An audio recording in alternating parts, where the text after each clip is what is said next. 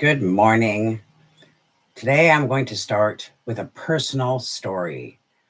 When I was 10 years old, a stranger came up to me on the street, put his arms around me, and hugged me without warning. I remember freezing, just completely unsure and terrified. Even though I wasn't harmed, the feeling of being touched without consent stayed with me for years, and it still does. Dogs dogs experience this every single day. They freeze when a stranger reaches out. They shrink back when someone insists on petting them, and they feel trapped when their signals are missed. Today on A Dog's View, we're talking about why consent matters, what it looks like in dogs, and how learning this one skill can completely transform your relationship and prevent so many bites and misunderstandings. Dogs don't say yes or no the way that humans do. And when we miss their signals, trust is quietly destroyed over time. But you have to understand that you're not doing anything wrong. You just haven't been taught their language. Today, I want to show you how to understand your dog's yes, your dog's no, through their body language, their emotions, and their needs. Good morning and welcome back to A Dog's View. I'm Jody Fitzgerald. I'm a licensed family dog mediator, and I'm here to help you understand your dog through the legs model and the total welfare model so that you can build a safer, stronger relationship with them. And I think that today's topic is one of the most important pieces of your dog's well-being, canine consent. So many challenges and misunderstandings between dogs and humans come from this one thing. We speak different languages. Dogs do tell us yes and no, but not the way humans do. What does consent really look like for dogs? They don't nod, right? They don't do this up and down. They don't go like this. It's just not that easy or clear. They don't say sure. They don't say not right now. They don't explain themselves in words. They use their body language to communicate. A no can look like backing away, right? Backing away. That's a very clear no. Freezing. Sometimes they will just freeze. They will just stop. They might just lean a little bit away. Sometimes it's really small, subtle, a little bit of a lean away, or ducking the head, or avoiding eye contact. Their no might also be like a total tension. They get all tight, or just moving away to the side. Getting to learn and watch for these little signals can help you to understand your dog's no. And then to learn the yes, you can learn when you stop and watch and learn, they'll show you their yes by leaning in a little bit or even approaching you, offering their side or their chest. You'll notice they can get these really soft eyes. These eyes just kind of soften down. They're not so wide and unsure anymore. They kind of soften. They'll relax. You can see them just kind of relax a bit. I often see that. And staying near you, just staying near you, or they follow your hand. Sometimes if you pat and then you put your hand away and they'll follow your hand. So consent isn't about obedience or permission. It's about the dog being safe in the moment, safe enough to participate in the contact that you are trying to give. Let's take a look at the consent through the legs model. It becomes much clearer when we look at it through the learning, the environment, the genetics, and the self. Because dogs aren't being stubborn. Their yes and their no always come from their legs profile. So when we look at the learning, every experience teaches the dog something about safety or danger. A dog who has been startled or grabbed quickly or handled roughly or forced into things learns my no doesn't matter. And I can't predict what humans are going to do. But a dog who has been given space and choices will learn my voice matters and I can trust this human. Learning tells us why some dogs hesitate and others don't. Looking at their environment, a dog may want to say yes, but the environment takes that ability away. Maybe it's too noisy, maybe it's too crowded, maybe there's too much clutter. Sometimes fast movements can make a dog not sure to feel safe and say yes. Slippery floors, uh, maybe there's people that the dog doesn't know, unfamiliar dogs and unfamiliar people. All of these things can change a dog's capacity to give consent in an environment. Consent requires space, predictability, safety, the ability to say no, and an option to move away. Without these, a dog cannot truly say yes. And then we get to look at genetics.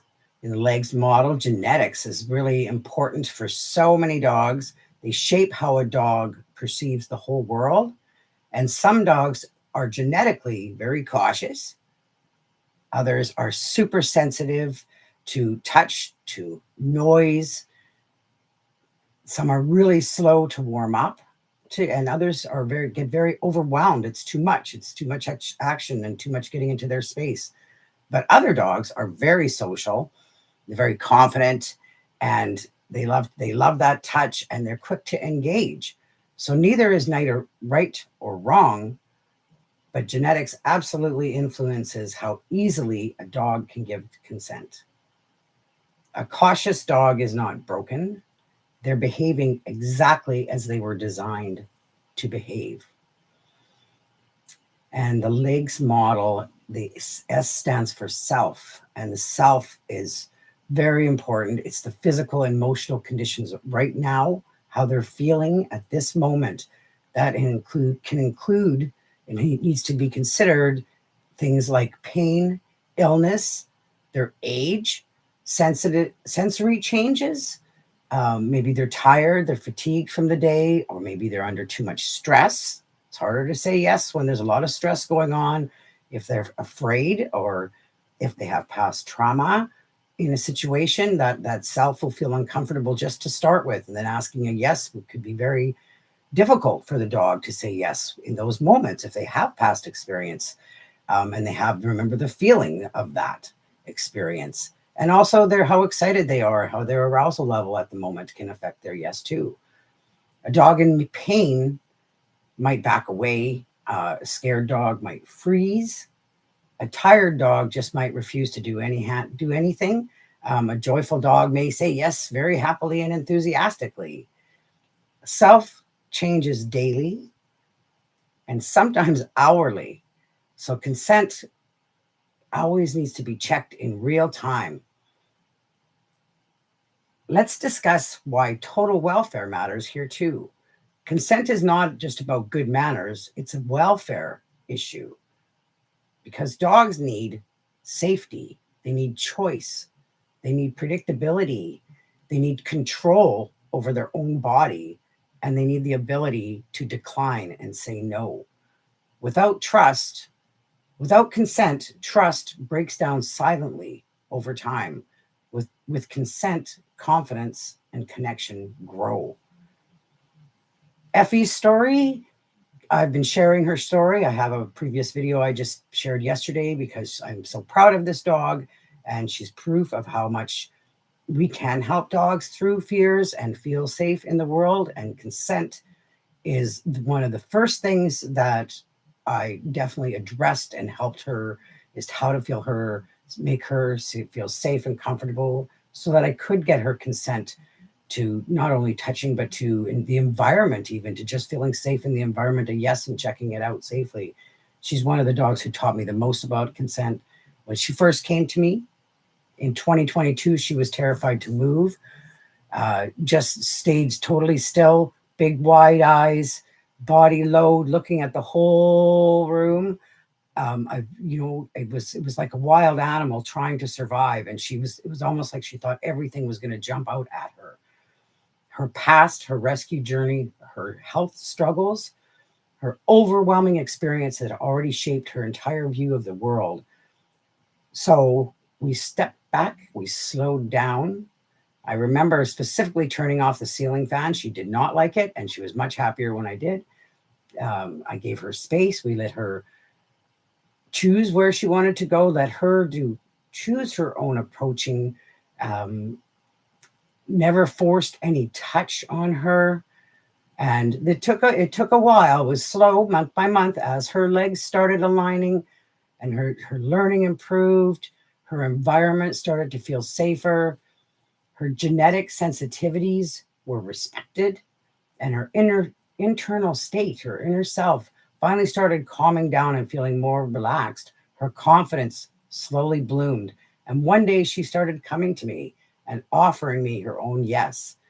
Today she still visits with her family and dogs, confident, curious, joyful, playful, and beautifully herself. That is the power of consent. I'd like to give you just show you a little example to try and help you honor consent in your dog's daily life. Just a few simple ways you can support your dog's consent every single day. I just want to make sure I can see if you can see me here. So ideally, when you're going to pat your dog, I want you to, so the dog, I didn't bring the other one in. So pretend here's your dog. So offer your hand, and don't touch yet. If the dog comes towards you, that's a yes. If they pull away, that's a no. And I always have the hand out like this. I'm not reaching like this because that's a grabbing position for your hand. So I like it like this, reaching out and low, not high over the head, right? Just putting it like that. So there's a yes and a no if they pull away. Slow down your movements. Slow hands invite participation. Keep checking for consent. Check more than once. A yes can turn into a no quite quickly, especially if a dog is in pain or in fear. Make sure you respect their no every time you can, because this will build trust. And this is how fear decreases.